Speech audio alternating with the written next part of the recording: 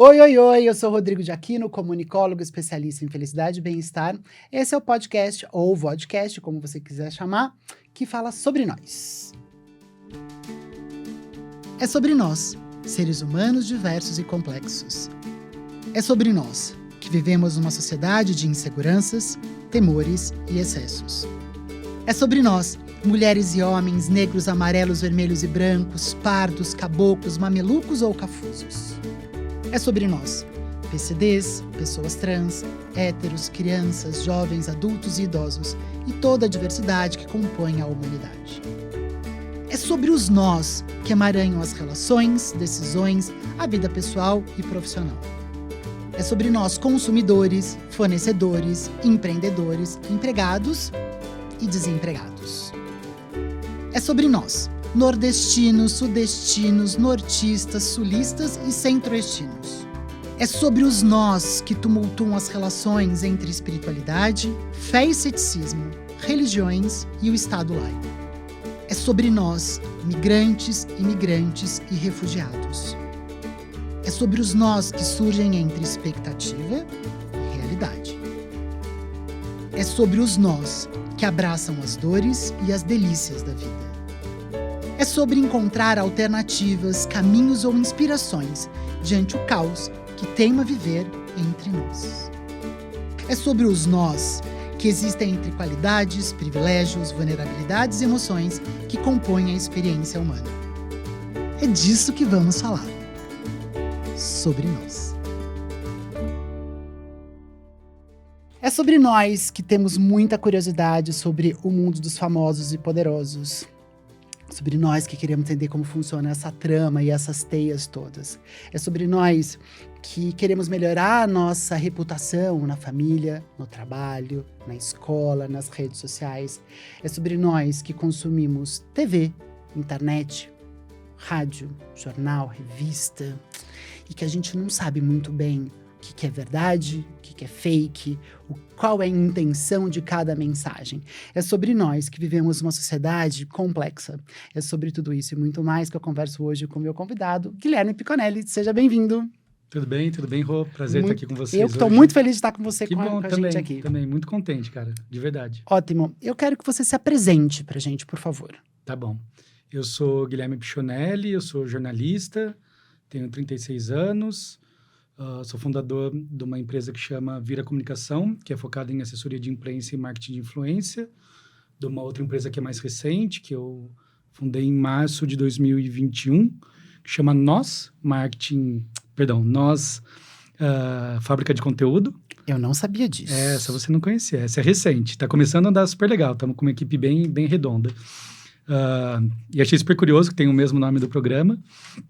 E, por fim, no mês seguinte, vamos começar um novo projeto bem legal voltado para o agronegócio sustentável, juntando ciência e comunicação para o agro sustentável. Então, tá com bastante coisa acontecendo. Tem novidade, gente, coisas que vão ser muito interessantes para ser colocada aqui na nossa pauta. E a gente vai começar, então, pelo começo. O que é assessoria de imprensa? O que ela faz? Legal. Bom, eu costumo falar que assessoria de imprensa é a interface entre o cliente, seja pessoa física ou pessoa jurídica, e os jornalistas. Isso, numa primeira instância, funciona bem. A gente é uma interface e um caminho para chegar até os jornalistas. O que uma assessoria de imprensa faz? E aí que começa a ter um jogo de xadrez mais interessante de se jogar. Eu brinco que tem o assessor de imprensa, que é o que a gente sempre busca na Vira, e eu brinco que tem o divulgador de pautas, que é o que a gente não busca fazer. Qual que é a diferença? Quando a pessoa entra na Vira, uma das primeiras coisas que a gente fala é a importância da palavra assessoria e a origem da palavra assessoria. Eu gosto muito de etimologia, né? Eu gosto de entender por que as palavras nasceram, de onde elas vêm. E assessoria vem de assessorare, que se você buscar, a origem dela é estar ao lado, sentar ao lado. Então, eu sempre falo que a gente tem que estar do lado do cliente para poder mostrar o trabalho dele. Então, você vai ter assessoria jurídica, você vai ter assessoria contábil. Nós somos uma assessoria de imprensa. A gente está do lado do cliente para buscar o que existe de melhor na mídia. Uma assessoria de imprensa, ela faz uma concepção e um planejamento muito complexo. Um divulgador de pautas, eu falo que é a pessoa que recebe uma notícia e divulga para o jornalista.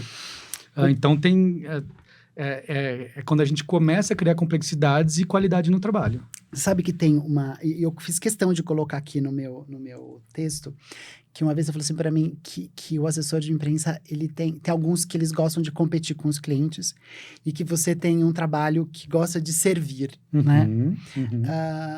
E eu acho que o prestador de serviço, quem que se propõe a fazer uma prestação de serviço, ele tem esse papel mesmo, né? Então, tipo, não faz menor sentido nessa conversa o meu convidado aparecer menos, né? Ele tem que aparecer mais, porque eu tô aqui para saber tudo que... Como que essa realidade acontece no trabalho da Vira e da assessoria de imprensa dentro da sua crença, que é o jeito de se trabalhar? Claro. Inclusive, para mim, é super curioso estar aqui na frente, né? A gente é muito background, a gente gosta de estar no background. Quando eu comecei a fazer assessoria de imprensa lá atrás, eu cuidei de pessoas bem conhecidas na época. Com empresa... Isso faz quanto tempo? 2005, 2006. Eu trabalhava no escritório de um grande empresário, que é muito, muito grande até hoje, que é Caico de Queiroz. E eu era assessor de imprensa do escritório. Ainda muito novo, aprendi muito, muito com o Caico. E entre as primeiras pessoas que eu cuidei era a Daniela Saraíba e a Daniela Scarelli, que na época estavam muito, muito estouradas. E desde lá eu entendi qual que era a função do assessor de imprensa, nesse caso de talentos, de famosos. E era realmente estar por trás montando uma estratégia, tentando entender o que era o melhor para elas. Nesse caso, com o Caico, a minha função era buscar pautas e notícias que gerassem interesse do mercado para elas serem contratadas e ele conseguir fazer o trabalho de empresário. Assim como é até hoje. Muito empresário indica a gente para a gente conseguir fazer um trabalho de base, conseguir mostrar aquele talento, aquela celebridade, contar para mais pessoas o que ela faz e aí o mercado começa a se interessar. O mercado mudou muito de quando eu comecei para cá. E a gente teve que rapidamente ir se adaptando a essas mudanças. Eu lembro uma história muito, muito rápida. A gente cuidou durante muitos anos da Marimun, que a Marimun ficou muito famosa na internet. Na época era o Fotolog, era o Orkut, que dizem que vai voltar, estou curioso para essa história. E a Marimun, eu lembro que quando eu cheguei em São Paulo, eu sou de Araraquara, interior de São Paulo, e eu ia muito nas festas do Circuito Augusta. Eu fiz Casper Libro, e Augusta era muito perto, eu morava muito perto da faculdade e ia para lá. E eu lembro que quando eu chegava nas festas, todo mundo comentava, Marimun chegou na balada, Marimun chegou na balada. E eu não sabia quem que era, porque eu não era do universo da internet, do Fotolog, do Orkut. E aí, por circunstâncias da vida, virei assessor da Marimun, depois de um tempo, com o Caico. E isso eu não vou lembrar o ano, mas eu montei o release que era Marimun, a primeira web celebridade do Brasil. Porque eu não sabia que chamar influencer, não existia o termo influencer nessa época. E essa foi uma mudança muito grande no mercado, de quando a internet começa a ganhar corpo frente à TV. E que é um mercado muito interessante, que é o que a gente está fazendo aqui agora. O podcast, o videocast, ele chega para se colocar numa posição muito democrática. E que a TV, na minha visão, ainda está correndo para entender esse lugar. Você levantou e agora eu vou cortar aqui exatamente um ponto. Que assim, eu li um tweet do Ricardo Feltrin, que é um cara que eu gosto muito, um crítico de TV, e ele estava falando sobre a impressão que ele tem da TV, que ele está sempre no dia da marmota, né? Que assim, então você tem o programa que é exibido à noite, um reality que passou à noite, aí toda a programação da emissora, ela se retroalimenta do que aconteceu à noite, as emissoras menores também se retroalimentam do que aconteceu na emissora concorrente, e vai acontecendo sempre mais do mesmo, né? Primeiro eu quero entender qual é a sua visão disso e como que, no final das contas, você consegue colocar essa diversidade. E aí tem um ponto importante nessa conversa dele, que ele fala assim, que tem uma linha, né, que ele vai fazendo vários comentários, ele fala assim, é engraçado porque a televisão, ela pede diversidade, mas ela se retroalimenta dela mesma, então fica uma coisa maçante, não fica criativo, né? E aí acaba faltando... Eu vou fazer uma afirmação, mas é muito mais um questionamento. Fica faltando espaço para coisas novas. Né? Isso é um fato? Como que se enxerga isso? Eu acho que ainda é uma coisa que está todo mundo buscando. A TV, de fato, ela se retroalimenta dela mesma. Tem coisas na TV que são geniais. o entretenimento como a TV faz, eu acho que a internet ainda não faz, busca fazer, acho que algumas pessoas fazem, mas eu costumo falar que a TV aberta, ela se reinventa com uma certa celeridade agora também. O fenômeno de Faustão na Band, BBB, do jeito que ele voltou das últimas 3 edições para cá, é impressionante. Ela vira tema, inclusive, de internet, de tudo. Então, a TV aberta, ela pauta muitas coisas. Eu vejo isso muito claramente com os artistas que a gente atende. Você tem, às vezes, um talento nato, que está na internet ou que está no teatro. É um talento de nicho. Bem nichado. Quando essa pessoa vai para uma novela das 7, uma novela das 8, aí ela se torna muito conhecida. Então, a TV, ela tem um poder de impulsionar que a gente ainda não chegou, nem o streaming. O streaming tá chegando, mas não chegou. Você sabe que eu vi, puxei na minha memória, mas não consegui chegar lá, a Manu Gavassi. Ela fala exatamente disso. Eu peguei um corte de uma fala dela, que eu acho que era uma conversa com um empresário, antes dela entrar no Big Brother, e ela falava assim, ele disse pra ela, o assessor dela disse pra ela, você pode ter as ideias mais geniais do mundo, só que se você não é famosa, você não vai conseguir colocar nenhuma delas em nenhum lugar. Daí ela falou assim, como é que eu ia dizer não, então, pra esse tiro de canhão que é o Big Brother? E ela foi, e aí tudo virou, né? Tudo se transformou. Mas a gente tava falando sobre como que vocês, assessoria de imprensa, conseguem, se é que vocês conseguem, ajudar esses canais a terem esse refresh mesmo, né? Ou qual é o trabalho de suor, de sovaco que vocês têm para conseguir furar isso, né? Porque é a coisa que fica se retroalimentando e que falta criatividade, né? Inclusive, vou parar de falar para você falar, mas é o seguinte, eu acho que você trouxe mais uma vez um ponto que o Feltrin, ele cita como exemplo o Faustão. Ele fala que o Faustão é o único cara que realmente ele cata gente de todas as emissoras e de todos os espectros e coloca dentro do programa dele. Sim. Tem figuras únicas, né? Se você pegar qualquer mercado, vai ter aquela pessoa que é incrível. Assim como a Hebe era incrível. Eu tive a oportunidade de ir em algumas gravações da Hebe, ela não errava uma fala, assim, era impressionante a Hebe como apresentadora, como comunicadora. Chacrinha eu não vi, mas os vídeos que eu vejo na internet é uma coisa muito legal. E se você pegar a forma que o mercado funciona, como que é essa máquina, que ela tá numa engrenagem muito ajustada, se você pega as grandes bandas ou as grandes personalidades, todas passaram por esses lugares de entretenimento. A gente já cuidou de um cantor muito grande, que quando ele fechou com a gente, ele estava um pouco esquecido. A estratégia foi, vamos nos maiores do Brasil. Que assim, a estratégia mais óbvia do mundo. A nossa parte é ter o poder de convencimento e se munir de informação. Informação, dado, traz convencimento. E a gente conseguiu mostrar por A mais B que ele tinha que estar nos melhores programas. Quando ele vai no Altas Horas e quando ele vai no Faustão, começa uma ligação atrás da outra para o empresário dele para fechar shows para ele. Então, assim, e era um cara que estava muito forte na internet. Mas ainda é diferente. Ainda é diferente. Eu acho que em algum momento eles não tem uma intersecção ainda, eles caminham paralelamente, mas ainda é distante perto do mercado. O que antes era para você no Faustão, que é, quanto que está sendo ouvido na rádio, hoje já é o Spotify que dá a métrica. Então, eles se conversam. Para você estar na TV aberta, você tem que bombar na internet. Você não vai mais pegar se a pessoa está tocando na rádio ou não. Apesar da rádio ser uma coisa muito, muito forte. Ainda mais no Brasil, porque a gente também... porque tem uns lugares, né? Os rincões do Brasil que o que movimenta, né? Gente, é pensar a história. Tudo bem que a internet não era o que é hoje, mas a história do Calypso, como que aconteceu, né? Por conta do CD pirateado que eles aconteceram. Mas e muitas bandas por causa do CD pirateado. Logo eu conto uma história que é muito curiosa sobre isso. Mas eu tenho uma brincadeira entre os jornalistas, que é que o rádio vai anunciar o fim da internet. Porque o rádio não vai morrer. O rádio se renova e ele tem uma força muito, muito legal.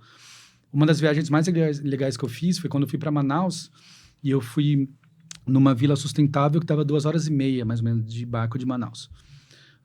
E lá, por causa de um projeto social do Lula, chegou energia elétrica, eles não tinham antes do governo Lula. E lá, então, chegou a internet por causa da tecnologia. O lugar seguinte já não tem luz, não tem nada. E para eles se comunicarem é por rádio. Então, o cara lança uma onda de rádio AM, que é uma onda longa, chega no lugar e consegue ter informação de um lugar para outro, inclusive de comida, inclusive com uma função social. Pessoal, está acabando o feijão e o arroz. Consegue mandar em 15 dias para gente? Chega a onda e volta, porque lá não tem internet, lá não tem luz, lá não tem tecnologia. Tem o rádio. O rádio funciona lá. Então, o rádio tem uma função social no Brasil muito importante. Fora o lance de ser uma coisa beta, né? A rádio sonora de FM e AM, principalmente a FM no Brasil, ela é gratuita. Ela é como se fosse uma TV aberta. Hoje eu vi um dado, não vou saber de qual pesquisa que é, mas eu vi no UOL. Em média, as pessoas que estão consumindo muito streaming, elas já estão gastando R$268 por mês. Então, uma coisa que chegou para ser uma disrupção da TV fechada, da TV a cabo, está se tornando mais cara do que a própria TV a cabo. E isso acontece porque os players estão melhorando muito. Você traz algumas informações que eu acho que são muito bacanas. Primeiro que é o seguinte, a gente está falando sobre democratização de informação, e que isso fala muito sobre os nós todos, né? A gente está falando sobre 30% só da população brasileira que ainda tem acesso a uma internet de qualidade, né? Então, a gente está falando ainda com uma coisa, o nicho do nicho, né? É muito grande, envolve muito dinheiro, envolve muita coisa, mas ainda é um nicho. Sim, né? sim. A gente está falando sobre o impacto dessas comunicações nas vilas, né? Nas vilas, nos espaços todos, que essas pessoas sabem quem é o Faustão. Sim, claro, né? Sabe, sim. Mas eu quero fazer um link com o Dia da Marmota, com o próximo assunto, que é o seguinte, e para vocês entenderem por que a gente está falando sobre isso, porque essa sensação, quando você está ouvindo rádio, sempre as mesmas coisas, quando você está assistindo a televisão, sempre as mesmas coisas, causa uma certa angústia, causa uma ansiedade, fala assim, mas cadê o novo? E você começa a criar um teto muito baixo para a vida. Né? E a gente está aqui exatamente com essa proposta para conseguir desatar os nós, criar outras percepções da vida. E a gente só consegue fazer isso quando a gente tem o senso de presença, quando a gente consegue em algum momento respirar e falar assim, tá bom, mas eu estou vendo demais e de novo essa mesma informação. Isso cabe tanto para o mundo da celebridade quanto o mundo da política, que a gente não vai entrar nesse universo aqui, em outros convidados, se quiser ficar à vontade, outros convidados vão falar sobre isso. Mas hoje a gente fica toda hora com cortina de fumaça, cortina de fumaça, dá uma sensação de que a gente está sempre patinando na mesma história, né? E aí, quando a gente fala sobre isso, eu penso na realidade da Vira, que é uma assessoria de imprensa que ela trabalha com a árvore e com a floresta, né? Vocês têm muitos trabalhos locais, né? E, ao mesmo tempo, vocês também têm trabalhos globais. Sim. E aí, gente, quando a gente fala trabalhos globais, eu vou citar os nomes. Se você não sentir a vontade... Gente, imagina, pode falar. Olha só, você trabalha com Maria Fernanda Cândido, certo? E que agora tá fazendo um monte de filme gringo e tudo mais. A Anne Gabriele, super fina. O Lucas Peros, é isso? Lucas Peros. Luca Peros, que é do Casa de Papel. Casa de Papel. Então, assim, na proporção que você tem isso, você também tem assessorados de Araraquara, de Campinas. Como que você consegue... Porque daí é um outro lado da diversidade, né? A gente está falando de um lado dessa dificuldade de furar, e ao mesmo tempo essa bolha. E ao mesmo tempo a gente está falando sobre Renato Aragão, mano. O cara trabalha com Renato Aragão. É muito sensacional isso, né? Então, de universos completamente diferentes. Como é falar com a árvore e como é falar com a floresta? Claro. Vamos lá. Antes de você responder, evita bater na mesa. Verdade, sim, por causa do barulho, sim. Agora você vai desse ponto aí. Tá. Claro, vamos lá. Acho que tem uma coisa importante para se falar. A gente começou em 2010 em São Paulo. São Paulo é São Paulo. É, de longe, a cidade com o maior potencial de crescimento econômico do Brasil.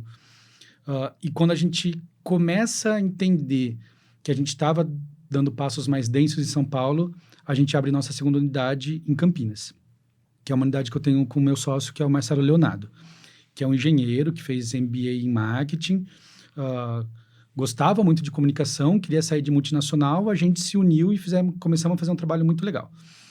Qual que era a nossa função em Campinas? Porque a gente chegou com um portfólio muito legal lá, com clientes muito legais, Só que quando a gente ia fazer as reuniões de prospecção, a resposta era, mas quem vocês fazem daqui? Porque vocês trabalham com gente muito grande. Como vocês vão divulgar a gente que está aqui em Campinas? E lá a gente entendeu uma coisa muito importante. Tem muito talento nacional que está no regional. E o mais legal é que eles podem ficar no regional. Eles podem seguir onde eles estão. A internet permite muito isso. E quando a gente começou a dar os primeiros passos em Campinas, foi exatamente assim. Pegando gente muito talentosa da região e colocando nas mídias nacionais. Porque, em geral, quando uma assessoria de imprensa trabalha regionalmente, ela vai atrás dos veículos regionais. E Campinas tem ótimos veículos regionais. Isso foi o que levou a gente para o Rio também. O Rio tem veículos incríveis, muito mais do que Campinas. Só que quando você vai pegar uma grande revista de economia, a redação está em São Paulo. Quando você vai pegar um grande jornal de economia, a maior parte da redação está em São Paulo. Então, São Paulo ela alimenta o mercado de mídias nacionais. E você vai ter as mídias regionais. A nossa função era pegar os clientes de lá e colocar na mídia nacional. Então, a gente tinha um exemplo, uma artista plástica muito talentosa e muito desconhecida. Inclusive, os primeiros papos com ela ou eu dou certo, ou eu vou voltar a fazer uma coisa que eu não quero voltar a fazer, que na época, se eu não me engano, era vender joia, alguma coisa assim. E a gente viu o talento dela fazer uma coisa muito legal. E a gente começou a colocar ela na Casa Vogue, a gente começou a colocar ela na Casa Cláudia, a gente começou a colocar ela... Eu lembro que o Hypeness foi muito legal para ela, que é um site super importante, site nichado, mas super importante. E eu lembro que trabalho vai, tal, e ela começou a receber convite para fazer o Google, lá nos Estados Unidos, fazer arte para os caras, começou a ser chamada para vários eventos. Então, aí a gente começou a ver que teve a virada, teve um turning point muito importante que veio pela mídia. Tem um exemplo de um cara que é muito meu amigo e muito talentoso, o Ricardo Martins, que é um fotógrafo de natureza, e agora ele está fazendo retratos bem, bem legais também. Ele lançou o primeiro livro e estava com uma assessoria de imprensa. Aí indicaram a gente para ele, isso faz muito tempo. Isso daí deve ter sido 2011, 2012, ele é nosso cliente até hoje. Ele falou assim, pode contar, mas eu não vou fechar assessoria de imprensa, não funciona, é uma coisa cara e para mim não deu certo, mas enfim, te indicaram e vamos conversar. A gente saiu da reunião com o contrato fechado. E a hora que eu vi a foto, eu falei assim, não é possível, é muito boa a sua foto, e é muito boa mesmo. E aí é o que eu falo do assessor de imprensa. A gente começou a ver o que ele tinha dentro do livro. O livro dele, se eu não me engano, era A Riqueza de um Vale, o primeiro que a gente pegou dele. Que era muito na região de São José dos Campos, a Mantiqueira. E aí a gente começou a fazer as conexões que tinha que fazer para conseguir valorizar aquele livro. Se você pegasse o livro dele, ele está em Minas, Rio e São Paulo. Você pode falar que é qualquer lugar do mundo aquelas fotos. Se eu te mostrar uma foto e falar assim, isso daqui é no Vietnã. Eu falei assim, nossa, que bonito que é o Vietnã. Eu falei assim, aqui é um deserto. Que bonito. Aqui é uma floresta no Peru. É tudo no Brasil, e tudo numa região muito curta. Então, a gente fazia algumas coisas com os jornalistas e follows com os jornalistas que era muito interessante. Muito interessante. E com o Ricardo, acontece uma coisa que acontece até hoje, que eu falo muito. O old school funciona muito, o antigo funciona bem ainda. Eu mandava as fotos para os jornalistas pela internet, eram muito bonitas. A hora que chegava o livro, na casa das pessoas, aquele livro grande, com aquela foto gigante, que você consegue ver os detalhes, chegava o livro, a pauta rolava muito mais rápido. O Ricardo é um case muito legal pra gente. Essa semana ele saiu no BBC, por exemplo. Ele está no BBC falando sobre o Pantanal, que é o último livro dele. O Ricardo foi chamado para ir para o Irã, fotografar o Irã. E aí ele chegou lá, tal, ele perguntou para os diplomatas, falou assim, como vocês chegaram até mim? Porque eu sou brasileiro, tal. E aí o pessoal respondeu assim para ele, a gente foi no Google, digitou, fotógrafo natureza Brasil. Disseram que a gente achou as coisas mais relevantes. E aí isso me marcou muito, do poder que tem uma assessoria de imprensa. Porque ele já era talentoso, ele não era conhecido. E existe o contrário também. Tem uma coisa que me marcou muito no Birdman, que é um filme que ganhou o Oscar, inclusive, que o ator do filme, ele tá fazendo um teatro e tal, e ele quer as críticas que é isso, né? O ator, ele não quer só público, ele quer crítica positiva, ele quer uma coisa para ele falar, que ele ganhou 5 estrelas numa revista legal e tal. E não tá rolando. E ele vai num bar, no filme, e ele encontra a principal crítica, se eu não me engano, de Nova York. E ele chega para ela e conversa, eu tô no teatro, tá tendo público, você não foi ver meu teatro. Por que você não vai ver meu teatro? E ela fala assim para ele, porque você é uma celebridade, você não é um artista. E quebra ele quando fala isso. Então, na Vira, a gente está buscando exatamente isso. A gente está buscando o artista, a gente está buscando o talento. Independente se ele é famoso ou não. Se ele não for, a gente vai fazer o máximo para ele se tornar famoso, para ele se tornar mais conhecido. Então, esse trabalho de pegar um cliente muito talentoso, mas ainda sem uma mídia agregada e ir trabalhando com ele, é muito prazeroso. Porque é quando você percebe que o nosso trabalho muda a vida. Porque também, no final das contas, é onde você vê o seu trabalho. Porque aspas, é fácil você trabalhar. É fácil você ser engenheiro de prédio pronto. Sim, sim. Né? Sim. Quando você consegue construir toda uma história junto, é o prazer do trabalho, né? Sim, porque nesse momento, o lado contrário que você está comentando, quando a gente pega uma pessoa muito grande, a nossa função e a nossa qualidade é muito mais no não que a gente vai dar, no que sim que a gente vai dar. Porque existe um planejamento que ele é muito bem traçado. A Maria Fernanda agora com Animais Fantásticos, que é um filme mundial muito forte e a gente está vendo a potência que é, desde o começo a gente sabia todas as mídias. A gente sabia para onde ia, a gente estava em parceria com uma outra assessoria, que é a assessoria oficial da Warner, e a gente é assessoria da Maria Fernanda. E a gente trilhou um caminho de, aqui vai ter uma exclusiva para esse lugar, que foi a Veja, impresso. Aqui vai ter uma exclusiva para uma TV, que é do Fantástico, que foi a assessoria da Warner que fechou. A partir disso, a gente começa a abrir para outras mídias. Só que o abrir para outras mídias foi o Conversa com o Bial, foi o Provocações da TV Cultura, que é um programa que eu gosto desde que eu sou moleque, que era com o Antônio Bujanra, agora é com o Marcelo Taz. A gente começou a fazer muita mídia e sem cair numa mídia que ela é muito batida e que praticamente todo artista que está em algum filme ou em alguma produção legal faria. A gente não foi por esse caminho. Não, e também acho que porque a própria Fernanda, por histórico dela, da Casa do Saber, enfim, ela tem todo um DNA, né? Que faz com que ela também, ela converse bem com o Provoca, né? Sim. Do que ela cair na cara. Não é uma coisa onde que encaixa, né? Parece que é óbvio que talvez trouxesse alguma coisa, mas não agrega para a marca dela, né? A Maria, ela é uma pessoa muito incrível, tá com a gente há muitos anos. A gente tem na minha visão, uma relação de amizade. A gente torce muito um pelo outro sempre. E eu sabia que ela tá fazendo alguma coisa muito legal, não sabia o que era até então. E quando pôde anunciar que era esse filme, foi muito legal. Foi muito legal, porque é um projeto muito grande. Ao mesmo tempo, muito curioso, porque calhou de ser no mesmo dia o lançamento no Brasil, que ela fez Animais Fantásticos e fez um filme que chama O Traidor, que é do Marco Bellocchio, que é um cineasta italiano super reconhecido no mundo inteiro. Já é um senhor que ainda dirige com uma mão incrível. Então, você tinha um filme muito bem feito, muito bem acabado, mas muito mais mainstream, né? Blockbuster. E você tinha um filme cult, de arte, que conta a história da máfia italiana de um jeito... É uma história real, o filme. E trabalhar as duas coisas. E isso é mais legal. O Brasil, com a imensidão que ele tem mídia para todos os filmes, ele tem mídia para todos os públicos.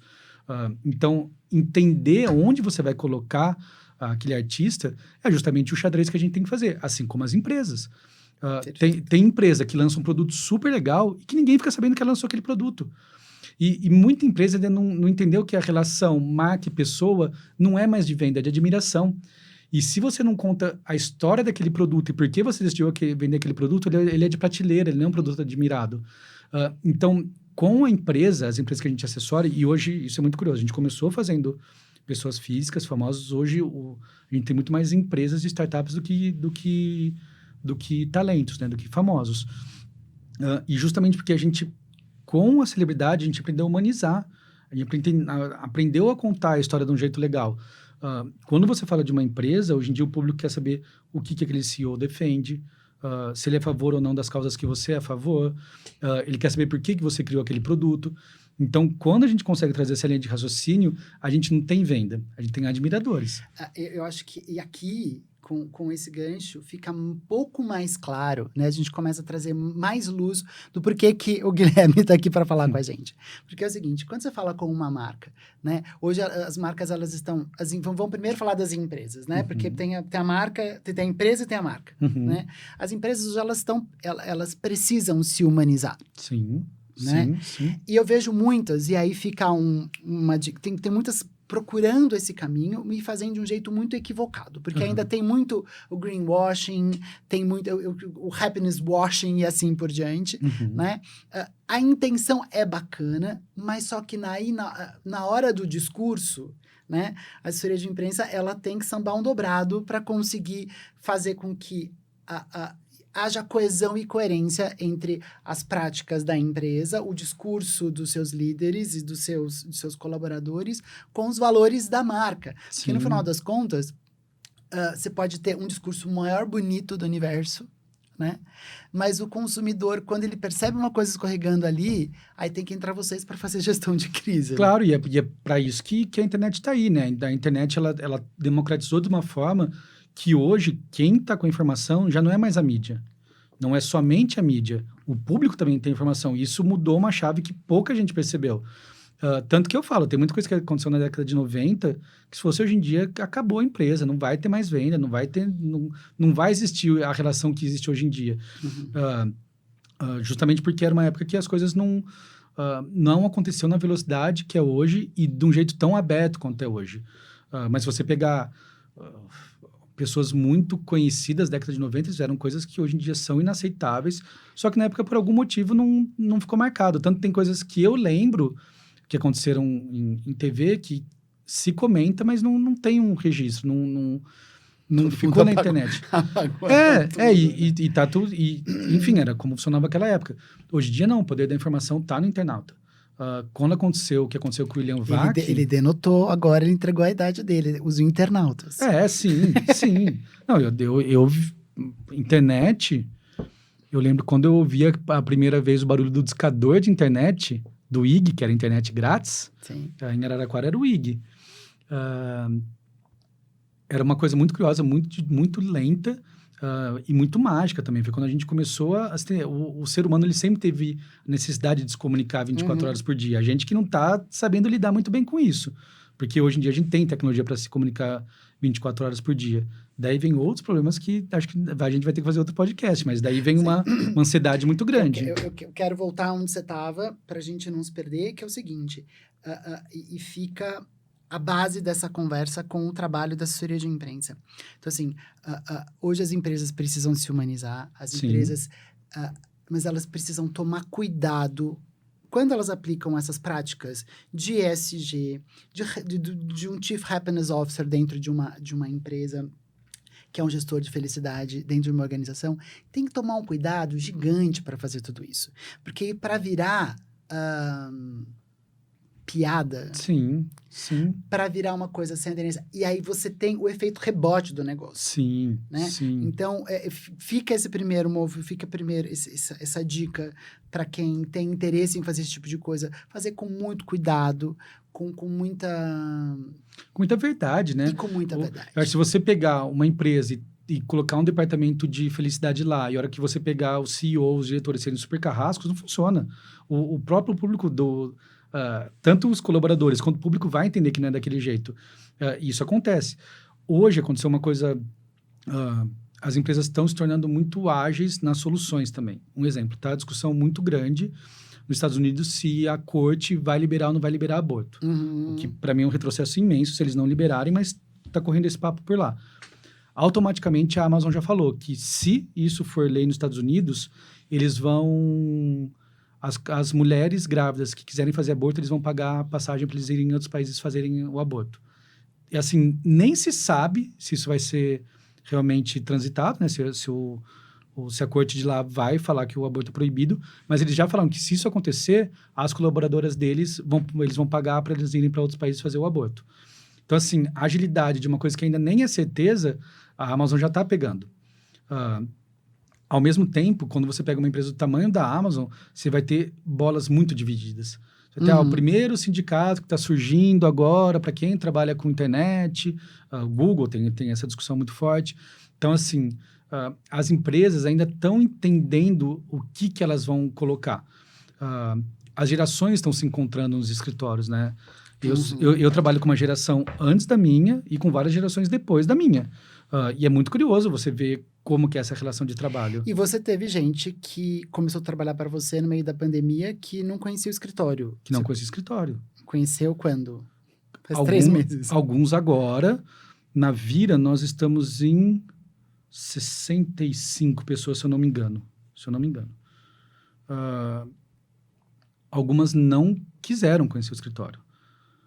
Porque o que a gente pensou, junto com as lideranças, junto com todo mundo, é que o trabalho vai ser híbrido. A gente não vai todos os dias para o escritório. Não é necessário no nosso mercado ir todos os dias para o escritório. Parte dos colaboradores não querem para o escritório, querem fazer home office sempre.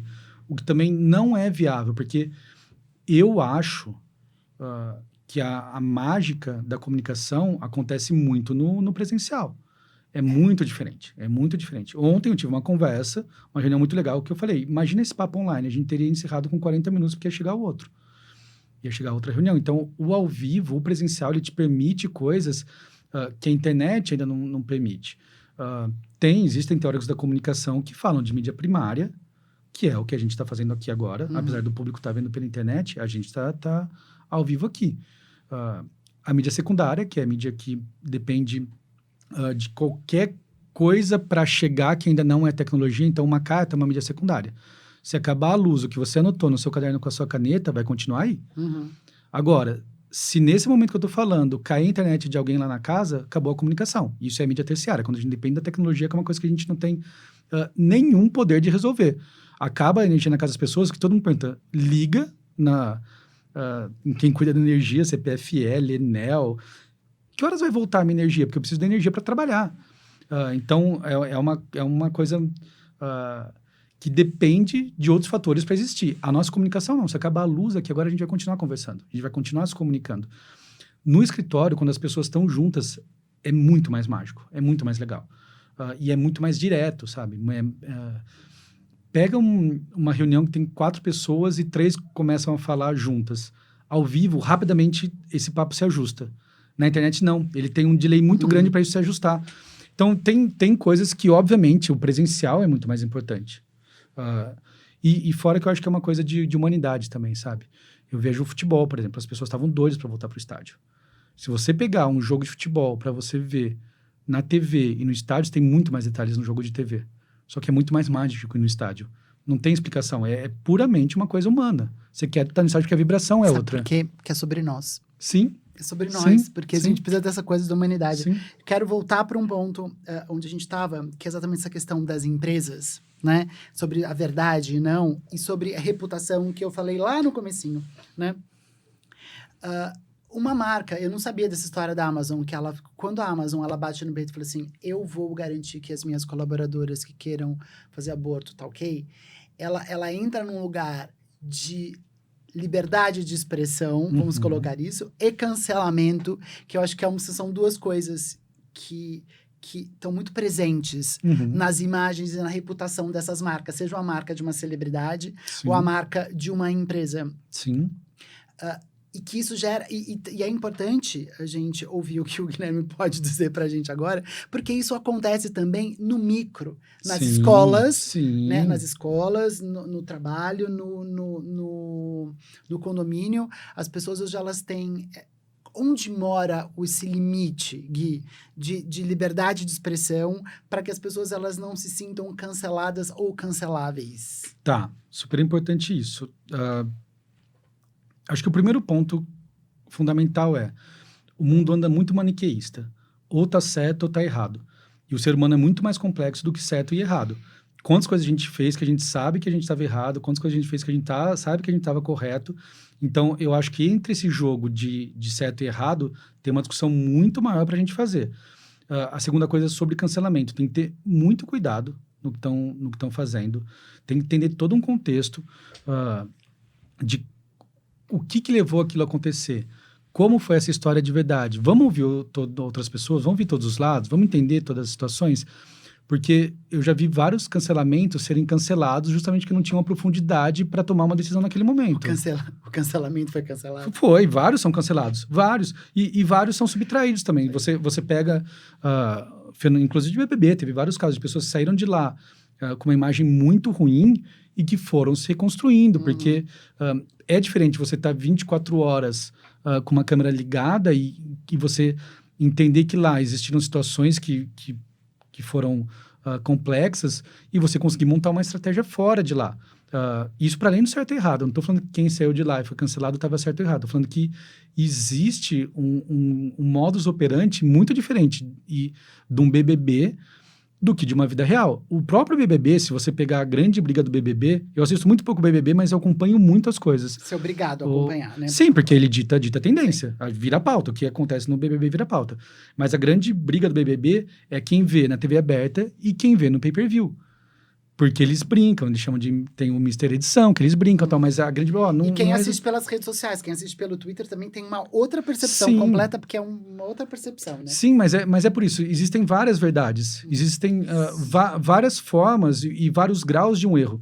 Agora, voltando à sua pergunta, nunca se pode confundir liberdade de expressão com crime. Nunca. Nunca. Existem coisas que são crime. Homofobia é crime. Você não faz uma piada falando assim, mas gente, desculpa, eu sou assim, eu brinco. Não, você está sendo um criminoso. Você não pode estar invadindo uma liberdade de outro porque você tem uma opinião totalmente errada. E aí que existe um outro poder, que é um poder que tenta ser moderador de uma sociedade que para e fala assim, essa linha você não vai ultrapassar. Se você ultrapassar, isso é um crime. E se você fizer isso e alguém falar que você fez isso, não tem nem fiança que você vai pagar, porque é inafiançável. E está começando a funcionar. Está começando, apesar dos pesares dos Bolsonaros, está começando a andar isso. Porque quando você pega uma pessoa que deliberadamente vai no lugar e comete um crime justamente para quem admira, para isso ser uma coisa positiva, para quem admira ele, é uma coisa muito horrível. E isso acontece. Então, eu acho que nesse sentido, a linha sempre vai ser o que está na lei? Isso é verdade ou não é verdade? Estou falando num país democrático, tá? Não estou falando quando a gente vive em outras situações, que tem países que o que está na lei é uma coisa horrível também. No Brasil, não. No Brasil, as coisas que estão na lei estão corretas. Homofobia é crime, racismo é crime. Então, a liberdade de expressão e uma opinião que você emite nunca pode ir por esse caminho. Nunca pode ir por esse caminho. E eu faço questão de voltar a que raios que uma ciência chamada psicologia positiva, por exemplo, ela pode entrar num papo como esse, né? Quando a gente fala sobre uma vida virtuosa, a gente está falando sobre uma vida baseada, por exemplo, na virtude da justiça, né? Então eu falo assim, eu não quero que o intolerante, ele sofra intolerância, eu quero que ele receba justiça. Né?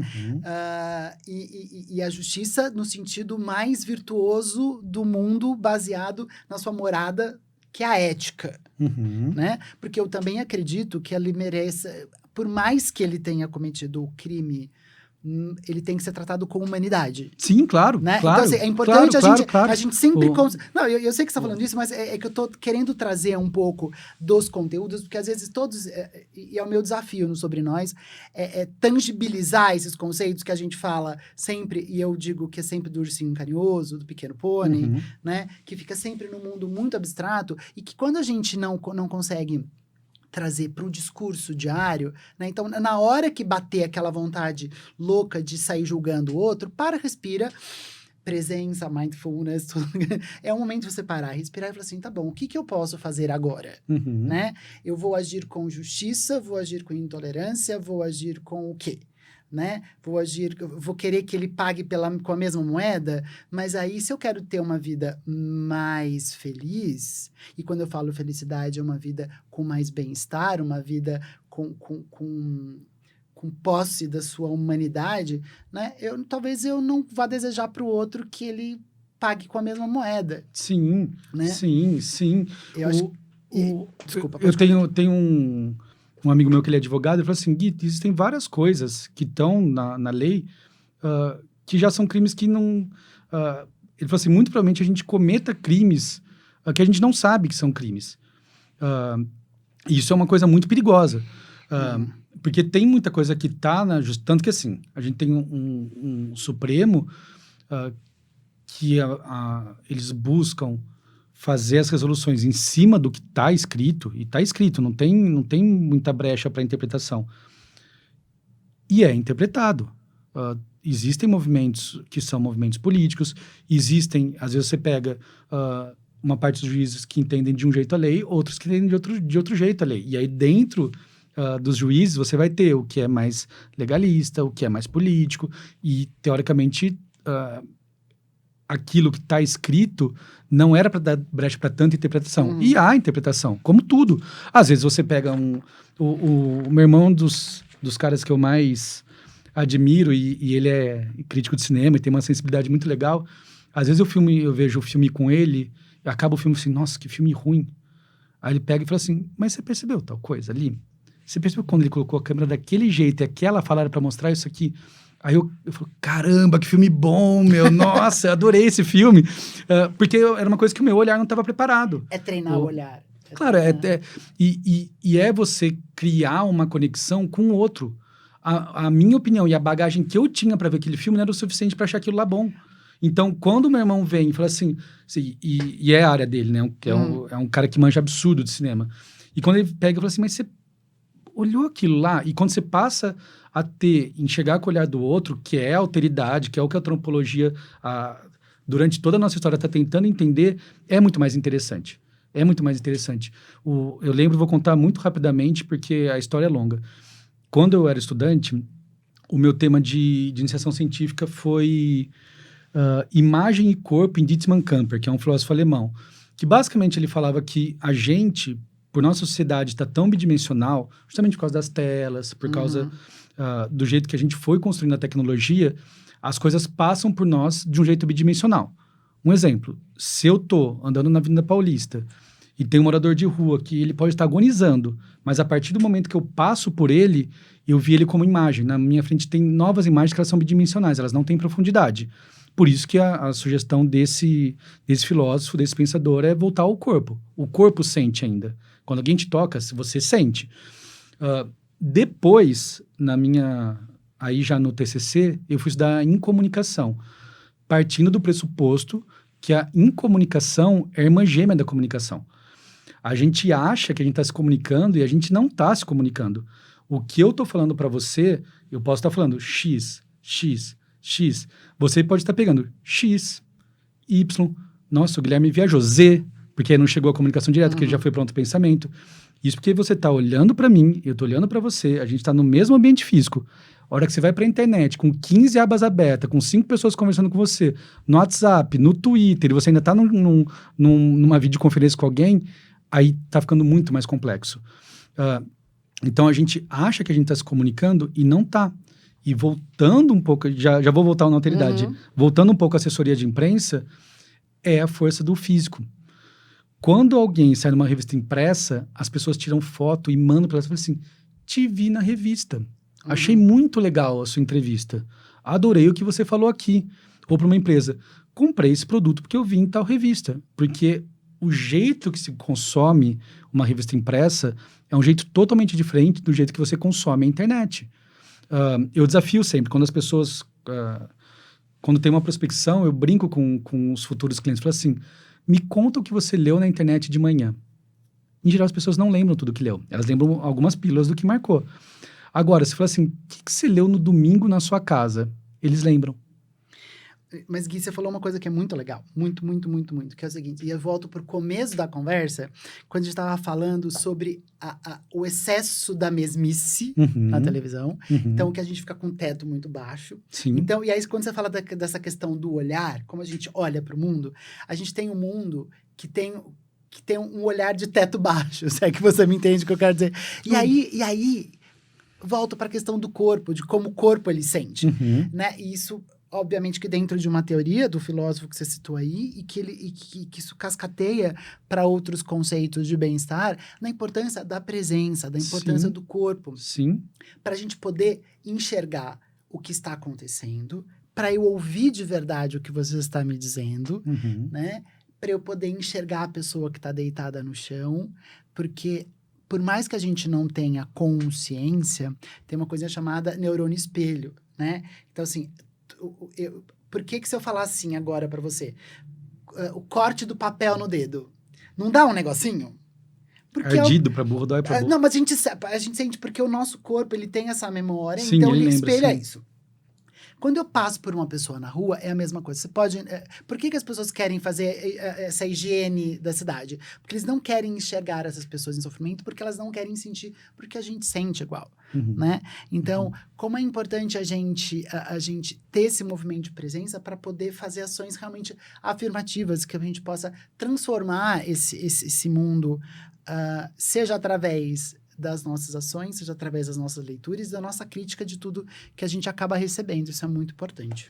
Não, e o que você falou é fundamental, porque a gente vive nesse mundo que ele é, de fato, muito complexo, mas com iniciativas muito incríveis. Então, você pode ir por diversos caminhos para chegar no que você está falando. Um exemplo, se fala muito de comunicação não violenta, que é incrível. Se fala muito do poder de ouvir, de você ouvir com mais calma as pessoas. Em geral, as pessoas ouvem para já poder responder. Não, às vezes, se só ouvir tá ótimo, sabe? Ouve, depois você reflete sobre aquilo. Principalmente quando é um tema que é muito complexo e muito novo para você. Então, ouve, reflete. Nossas opiniões mudam com o tempo, mudam de acordo com o entorno que a gente está. Então, para fechar a história do TCC, no meu TCC vai um professor que ia ser meu orientador de mestrado. Infelizmente, ele faleceu, o Ciro Marcondes Filho, que era um dos caras mais geniais que eu conheci. E eu achei que eu tava com um negócio pronto, né? Eu falei, pô, legal. Ele deu 10, inclusive, que para mim foi muito legal, foi uma honra. E aí ele me chamou de canto e falou assim, Guilherme, é legal sua pesquisa, gostei, mas você esqueceu do outro. Você falou muito, muito, muito da comunicação e tal, mas você esqueceu da alteridade.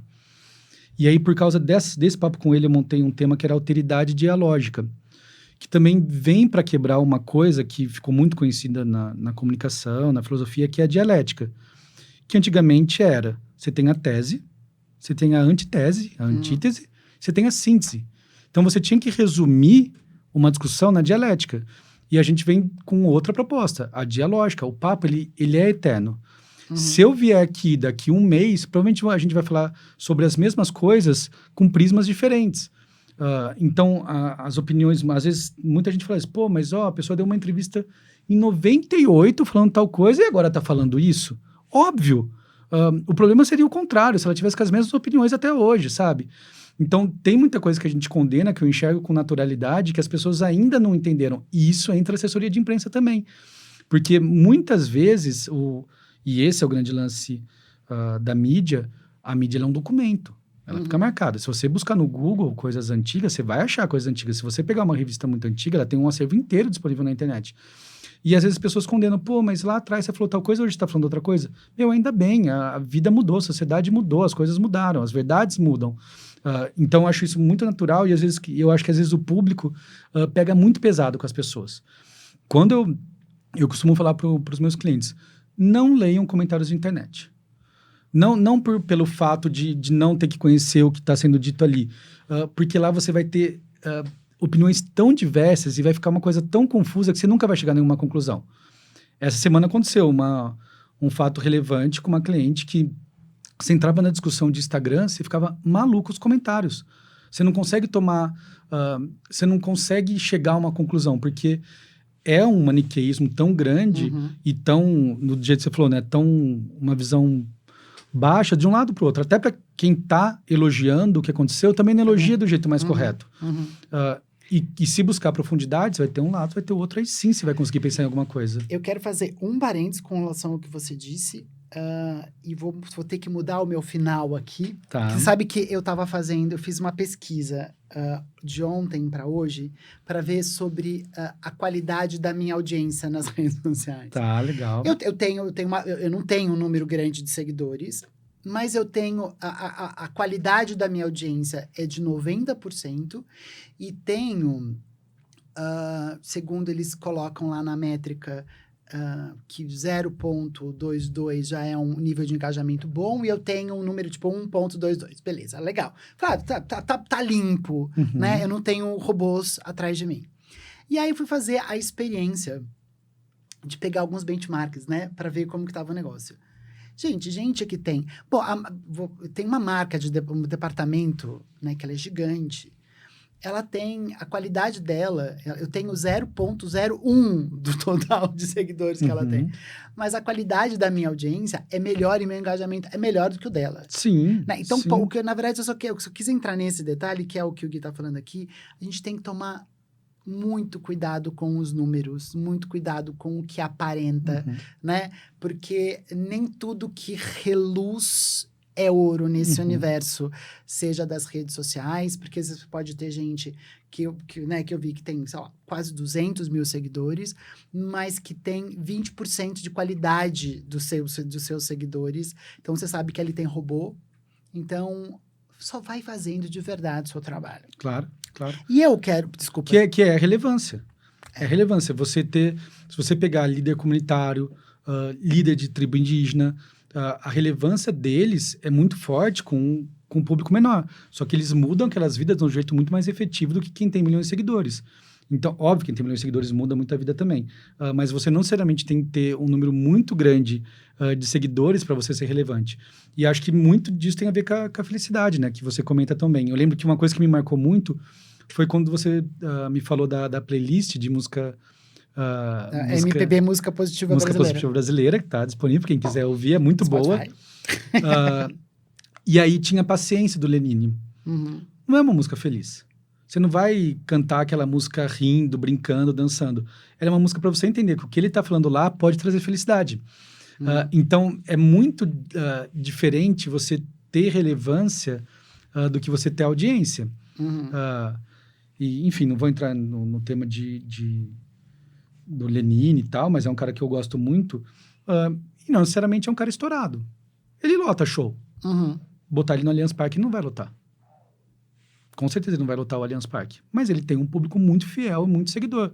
Ele é muito relevante para o segmento dele. Então, eu acho que isso é muito legal. Isso, com certeza, faz ele feliz, sabe? Ele saber que ele tem e é muito grande. Então, tem a ver com o que você falou. Eu quero aproveitar mais um gancho. Você está muito, muito bem, viu, galera? Você está levantando uns ganchos. Você está levantando uns ganchos muito bom para mim. Você estava falando sobre a importância desses líderes locais, né? Dos indígenas e do pessoal das comunidades.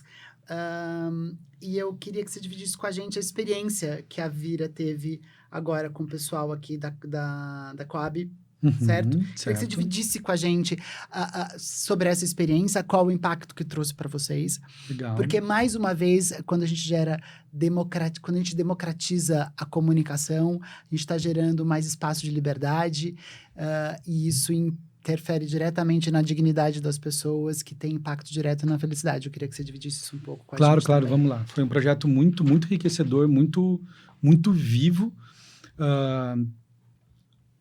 Eu busco sempre trazer diversidade para a empresa. Eu acho que é das coisas que mais podem fazer a gente crescer como ser humano é ter pessoas e ter diversidade em todos os níveis, em todos os graus. E aí, quando a gente falou de ter uma unidade em Itaquera, na Zona Leste, tem alguns amigos que são donos de assessoria, donas de assessoria. Eu falei assim, mas por quê? Por que lá? Você está com uma unidade lá. A gente está abrindo uma unidade lá. A gente tem 3 pessoas que foram muito bem no workshop, que foi muito legal mesmo. E lá eu falo que a gente foi dar o workshop, a gente aprendeu tanto mais que a gente nem tem ideia, o tanto que a gente traz, né? A gente que é uma outra realidade, né? Sim, e é muito legal, tanto que quando a gente foi fazer a divulgação, a gente montou a arte, eu falei assim, vocês vão subir no Insta, onde vocês vão subir? Eu falei assim, não, tudo WhatsApp, Guilherme, nada de Instagram. Tem Instagram, a gente vai colocar, mas assim, o público não vai vir daí, o público vai vir dos grupos de WhatsApp, porque são vários grupos que eles vão mandando um para o outro e aí a comunicação acontece. Isso para várias coisas, quando muitas vezes, né, isso foi uma história legal, muitas vezes o cantor que está estourado e é da comunidade, quando ele acaba o show, ele vai para a comunidade fazer outro show, só que isso não é divulgado. Então, vamos supor que o cara está fazendo um show numa grande casa de shows na Marginal Pinheiros. Ele acaba esse show, ele vai para a comunidade e faz um outro show, ele faz uma outra coisa, e poucas pessoas sabem. E a comunidade, eles lotam os espaços entre eles. Isso não sai na mídia, por exemplo. E tudo, uma comunicação via WhatsApp muito rápida. Porque ainda você não sabe se vai rolar ou não aquele show, depende de várias circunstâncias e tal. A hora que a pessoa tá chegando, avisa e automaticamente existe público para aquilo. A gente não consegue fazer isso. Eu brinco, né, que Quando eu sou de Araraquara assim, não sei o que lá, vamos no bar? Vamos, que horas? Daqui 15 minutos, fechou, vamos. E a gente tava lá no bar. Quando eu cheguei em São Paulo, estava na segunda, eu falei assim, o que vocês vão fazer sexta? Eu falei assim, caramba, mas sexta? E eu comecei a entender por que São Paulo funciona assim, porque as coisas de fato são muito longe. Elas dependem de transporte público, depende de metrô, você sabe que o metrô vai fechar, tem várias variáveis nesse caminho. E na comunidade não, uma coisa muito local, muito unida, muito legal. Então a gente fez esse projeto, foi na ocupação Coragem, que é dentro de uma ocupação na Coab, por isso tem esse nome de ocupação, porque é um prédio da Coab que ele era entulho em cima de entulho, não era um prédio usado, e fizeram um centro cultural muito legal lá, assim, muito legal mesmo. E vira e mexe a Coab tenta tirar esse centro cultural. E aí, quando a gente abriu, eu conversei com a Michelle, que é a coordenadora de lá, eu falei, pô, seria muito legal ter a vir aqui na ocupação. Eu falei assim, Guilherme, eu acho super legal, mas ao mesmo tempo arriscado, porque pode ser que amanhã ou depois saia uma ordem judicial e a gente vai ter que sair daqui. Isso que para mim é muito louco, né? Geralmente quem julga, muito possivelmente não foi lá. Mas, enfim, isso é uma outra discussão.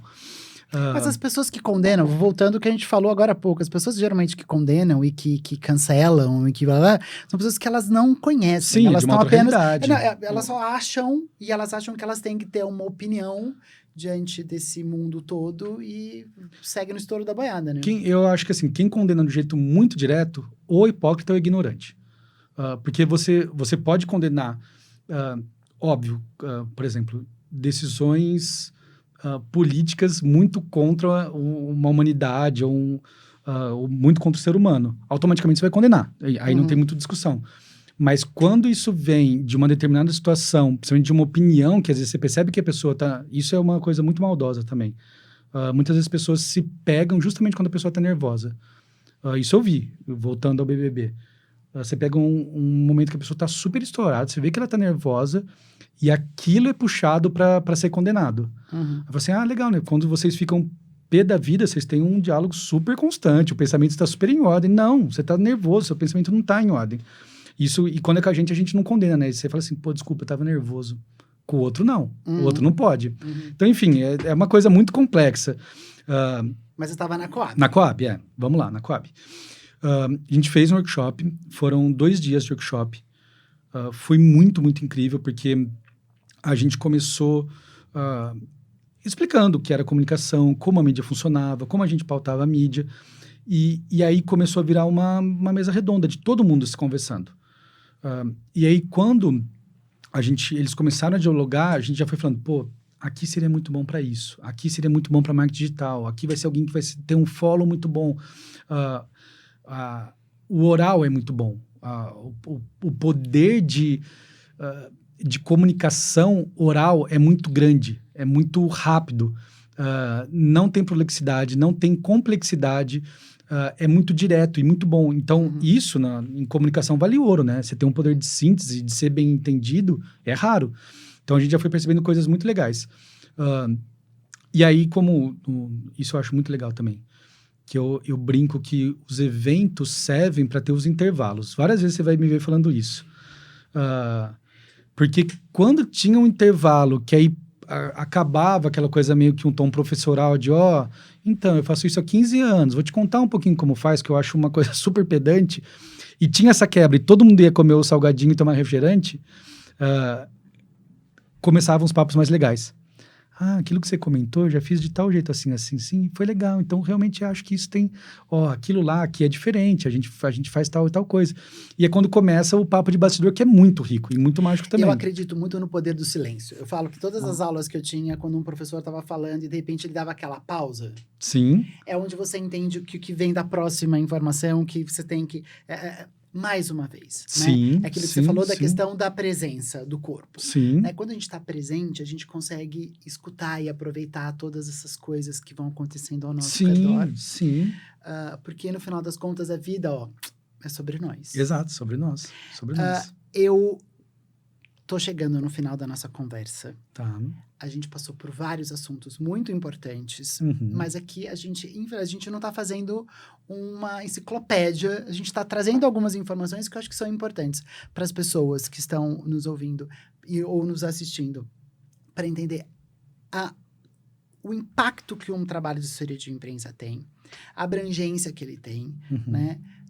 Como pode apoiar marcas, como as marcas podem se apoiar numa assessoria de imprensa, como tudo isso tem a ver com a nossa saúde mental, com o nosso bem-estar. Isso tem tudo a ver. E aí, para amarrar, agora a gente vai terminar a nossa conversa da seguinte maneira. Vou te falar algumas palavras. Tá. E você vai colocar essas palavras em algumas categorias, em 3 categorias. Que vai ser emaranhado. Tá. Tipo, é uma coisa que ainda tá confusa, tá embaralhada, não é uma coisa muito bem resolvida. Laço. Que é a segunda coisa, que é uma coisa bonita, mas ainda frágil, que você puxar, desfaz. Ou sobre nós. Que a gente sabe, então, que tem conexões, tem emaranhados, mas é o processo mais humano da conversa. Beleza? Aí você vai lá, coloca na caixinha e faz uma breve explicação. Combinado? Beleza. Business. Business é um emaranhado. E tem que ser um emaranhado. E a gente, aos poucos, vai transformando num laço. Mas eu acho importante ter a confusão, ter a complexidade para depois ter o entendimento. Porque se você chega muito rápido no entendimento, as lições não ficam também. Então, o business, ele é um grande emaranhado. E que, a hora que a gente acaba de consertar ele, vem outro emaranhado atrás. E esse é o desafio que a gente sempre tem. Redes sociais. O que pode ser mais do que emaranhado? Não, a rede social é das coisas mais importantes que aconteceram nos últimos tempos, mas das coisas mais emaranhadas que existem. Um exemplo, a gente está deixando na mão de poucas pessoas todos os nossos dados, todas as nossas informações, todas as nossas opiniões. Isso, daqui a uns anos, ele já é perigoso agora, a sociedade está se movimentando para não correr tanto perigo com isso, daí vem Lei Geral de Proteção de Dados, daí vem o Marco Civil da Internet, vem várias coisas muito importantes, mas a rede social é um emaranhado. E a rede social, ela é tão complexa que você tem várias plataformas para tentar mostrar o que você quer de fato mostrar. Dependendo do que você quer mostrar, você vai para um lugar. Dependendo do que você quer mostrar, você está em outro. E aí você está mostrando uma coisa que é super legal para o público errado. Então, é um grande emaranhado que você tem que transformar minimamente numa fita. Você tem que ter... eu brinco, né? O McLuhan ele cunhou o termo que o meio é a mensagem, daí vem o jornal que é tão importante no nosso... vem o veículo que é tão importante no nosso segmento, porque, de fato, o meio é a mensagem. Você, dependendo do meio que você está, se está com uma mensagem errada, ele não vai se comunicar. Então, a rede social é um grande emaranhado. Personalidades. Para mim, sempre foi um laço. Acho que eu dei muita sorte. Eu quero alinhar com você lá. Laço é uma coisa bonita, mas é frágil. Porque se você puxa, ela desfaz. Tá. Então tem o emaranhado, que é uma coisa complexa. O Sim. laço, que é uma coisa que tá bonita, mas... Sim. E sobre nós, que é a coisa mais humana. Que a gente sabe que tem conexão, que tem que tem Claro, humanidade, tá, também entendi. tem os laços. Então, vamos lá. Tá. Personalidades. Não, então seria nós. Seria nós em muito sentido. Nós no sentido do plural humano. Isso. E nós de realmente estar junto. Se você não tá junto com o seu cliente... primeira coisa, você discorde do seu cliente, não esteja com ele. Você tem que acreditar naquela verdade. Por isso que na Vira a gente toma muito cuidado em quem entra. Porque uma vez aconteceu uma história muito curiosa, não posso contar com todos os detalhes, mas passou pelo comercial, foi aprovada a verba e a gente foi fazer a reunião porque o cliente queria me conhecer antes de fechar. A hora que estava na reunião, ele falou uma coisa super preconceituosa. Aí eu lembro que eu escrevi pro comercial, falei assim, viu, dá tempo de cancelar ainda? Ela falou assim, dá, porque não tem um contrato assinado. Eu falei, então vamos cancelar. Porque é muito complexo para mim ser profissional com uma coisa que eu não estou acreditando. E eu ter que forçar minha equipe a vender uma coisa que não vai ser legal, eu sei que eu vou ganhar um cliente e perder vários colaboradores. Então, não estou interessado naquilo de fato. E aí, na hora, a gente cancelou. E até e foi engraçado, porque ele queria voltar, ele queria fazer parte, e a gente viu que não ia dar certo. Então, a gente preferiu deixar daquele jeito. Então, pra gente foi um movimento muito interessante. Por isso que eu falo, muitas vezes o mais importante é o não que você vai dar do que o sim que você vai aceitar. E nesse caso foi o não que a gente deu justamente porque voltando ao que você perguntou, para ele era uma coisa que ele estava falando, uma opinião dele, uma liberdade de expressão dele, e pra gente aquilo era um crime. Então a gente simplesmente saiu de jogo, ele tocou as coisas dele. Jornalismo. Emaranhado, sem dúvida. Sem dúvida. O jornalismo é... Você tem muita mídia, você tem muito canal, você tem muito perfil. Você, assim como na internet, você tem os donos dos veículos. Então, é um emaranhado. Ele é muito importante. Ele é, para mim, um quarto poder até hoje. Por isso que é emaranhado, né? Por isso que é emaranhado. E, de novo, tem coisa que tem que ser emaranhada. O jornalismo, ele tá aí para combater. E ele não vai combater sendo laço, sabe? Uhum. Você não vai criar impacto numa coisa que você quer mudar sendo laço. Você tem que ser um emaranhado, você tem que trazer a pessoa tem que sair de lá falando assim, opa, ou eu faço esse negócio dar certo, ou se continuar assim, vai ser muito ruim para todo mundo. Então, jornalismo é emaranhado. E pra gente encerrar, futuro. A gente não falou sobre o Rio Content, mas do Rio to See, mas de qualquer forma fica esse futuro pra gente entender o que a gente tem aí pra olhar pro futuro. Ele é um sobre nós, ele é um emaranhado ou ele é um laço? Como você enxerga ele? Tomara que ele seja um nós, né? Eu costumo... Às vezes a gente tem muito isso das pessoas virem conversar com a gente, os colaboradores, os amigos de vida, obviamente. E às vezes as pessoas falam assim, pô, Gui, eu tô fazendo tal coisa, mas, puta, ainda não ganhei dinheiro com isso, não sei se devo continuar. Eu falei assim, você quer ser feliz ou você quer ganhar dinheiro? Muito possivelmente essas duas coisas não vão se encontrar. Aí na vida de 99% dos brasileiros, essas duas coisas não se encontram. Vai ser muito difícil você ter muito dinheiro e você ser feliz. Inclusive, é uma coisa complexa, mas talvez quando começa a dar muito certo é quando o perigo maior vem, sabe? É difícil você saber lidar com algumas situações. Então, eu espero que o futuro ele seja mais feliz. E não necessariamente... não sei usar a palavra correta, mas que ele seja mais feliz, mais ameno, que a gente saiba voltar em coisas importantes que a gente está deixando muito de lado ainda. E só um ponto importante, já que a gente está falando de felicidade no final, que é o tema que você é de longe um dos maiores especialistas que eu conheço. A Vira Zona Leste teve uma situação que me marcou muito. A gente fica em Higienópolis, né? E a gente contratou uma menina de Mauá. E aí eu falava que eu não tinha coragem de falar bom dia para ela. Porque o dia dela já não começou bom. Ela já pegou um transporte público muito lotado, ela demorou muito tempo chegando na empresa, então eu sempre falava para ela, assim, ó, às vezes não tenho coragem de falar bom dia para você, porque eu sei que tá complexo. E quando a gente pensa na Vira Zona Leste, esse é um dos motivos também. Eu acho muito, muito errado, e ainda que a gente é uma empresa super pequenininha, tá? Acho que empresas médias e grandes têm um potencial muito maior de fazer isso. Das pessoas terem que toda hora vir até a gente, sabe?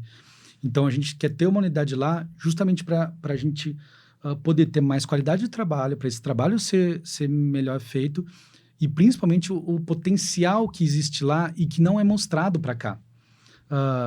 Eu lembro que a gente teve um trabalho muito legal com a Virada Cultural de São Paulo, que é um projeto super legal, um projeto super gratuito e ainda gratuito e legal, muito elitista, pelos lugares que ele é feito. Então, como você coloca uma virada cultural onde a pessoa vai ter que pegar um transporte para demorar 2 horas para chegar no show? É uma situação complexa, assim, apesar de ser gratuito, democrático, tudo. Existem fatores que deixam um negócio realmente democrático. Isso tem a ver com geolocalização, isso tem a ver com o valor das coisas, tem a ver com o poder que você dá para as pessoas. Tanto que uma das primeiras coisas que a gente falou assim... com o tempo, o coordenador vai ser daqui também. Por enquanto, vai ter alguém que é de mercado, até o momento que lá vai ser o próprio mercado. E tem que ser assim. Então, uma das coisas que envolve essa felicidade é isso, sabe? Pô, quanto tempo você demora para chegar no seu trabalho? Pô, quanto tempo você está dedicando às coisas que você realmente gosta? Eu vejo muita gente falando assim, pô, eu tenho paixão pelo meu cachorro, mas eu não consigo nem passear mais com ele. Então, você tem que pensar o que está te fazendo de fato feliz e começar a trabalhar isso com mais calma e não focando só no objetivo. Porque, de novo... a vida é emaranhado. Para a gente fazer dela um nó e um nó com a gente mesmo, você tem que voltar em várias coisas que te fizeram feliz, que se você olhar para 10 anos atrás, você já não faz mais. Então, na minha visão, pelo menos, não é tão complexo, mas é muito esquecido. Então, a gente tem que ir aos poucos e voltando nisso. Então, para finalizar com a sua pergunta, que o futuro seja mais feliz e mais ameno, sabe? Ai, para nós todos. Para nós todos. Eu agradeço você por ter dividido seu Foi tempo com a gente. Que bom, muito fico bom. feliz. Já acabou? Não faz 5 minutos que a gente está conversando só? Não, já deu o nosso tempo. Agradeço você que esteve com a gente durante todo esse tempo, falando sobre os emaranhados da comunicação, sobre as possibilidades que a gente tem de criar alguns laços no que a gente vê, no que a gente lê, mas tem que tomar cuidado, porque se puxa, se desfaz, mas principalmente sobre a importância desse plural, da gente viver olhando para o outro, para a gente, pensando sobre essa relação com os espaços urbanos. Eu quero encerrar com esse final do que o Guilherme trouxe, como a gente precisa criar cada vez mais espaços de bem-estar, polos de felicidade nas cidades, para a gente poder ter cidadãos melhores e mais felizes. Obrigado, até o próximo episódio. Tchau, tchau.